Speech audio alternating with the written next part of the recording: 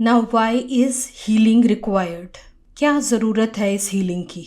So if you remember the first motivator, अगर आपने गीता पढ़ी है और श्री कृष्ण के उपदेशों में से एक उपदेश ये भी है कि अगर स्वीकार करने की हिम्मत हो और सुधार करने की नीयत हो तो इंसान बहुत कुछ सीख सकता है। तो इसका मतलब आपके पास बहुत सारी चीज़ें अवेलेबल हैं कि आप अपने आप को पॉजिटिव कर सकें। लेकिन एक इम्पॉर्टेंट पॉइंट ये है कि किसी भी रिश्ते में दाखिल होने से पहले, before making any new relation, चाहे वो आपका पार्टनर बनाने का रिलेशन हो, कोई नया फ्रेंड बनाना हो, या कुछ भी आपने करना हो, और you are planning a baby, in all the relations first condition is that you heal yourself. अब ये मैं बार बार क्यों कह रही हूँ? क्योंकि आपकी बॉडी पे कोई ज़ख्म होता है तो आप उस पर ओरल मेडिसिन भी ले लेते हैं, आप कोई ट्यूब लगा लेते हैं उस चोट पे, या आप कोई दवाई लगा लेते हैं।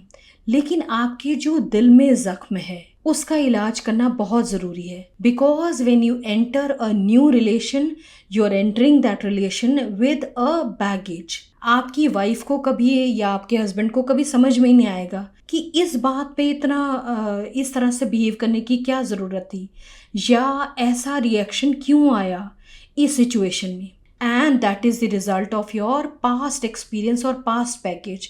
आपने अपने पास्ट को तो कभी हील ही नहीं करा। Similarly when you have a child, उसको कभी समझ में नहीं आता कि आज मेरी मदर इतना गुस्सा क्यों हो गई, या आज मेरे पापा को इतना दुख क्यों हो गया, इतना गुस्सा क्यों हो गया। Because you are carrying that past baggage, you have not healed yourself. तो आप किसी भी नए रिलेशन में जाते हैं तो आपको उसे हील करना है। पहले आपको अपने आप को हील करना है, फिर उस नए रिलेशन में जाना है।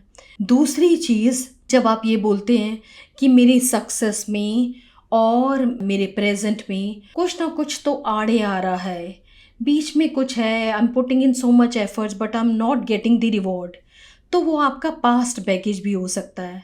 आपका पास्ट जब तक क्लियर नहीं होगा, when you don't feel light at heart, आपको आप या तो माफ़ कर चुके हैं या भूल चुके हैं कि किसी ने क्या किया, you are feeling very light, only then you will keep attracting all the positive things. तो आपको वो भी करना ज़रूरी है। तो दो चीज़ें हो सकती हैं इसमें।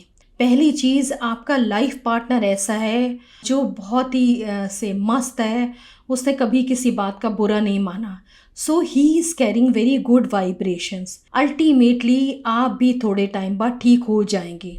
या वाइस वर्सा, अगर आप बहुत अच्छे हैं और आपने उसको हर वक्त सपोर्ट करा है, एंड इन द बिगनिंग ही और she was not so good, लेकिन आपके पॉजिटिव वाइब्रेशंस की वजह से वो भी अल्टीमेटली चेंज हो गए। You can also give environment to the other person to become better.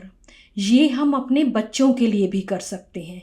जितना आप पॉजिटिव रहेंगे उतना ही आपके बच्चे और ज़्यादा अटेन करेंगे।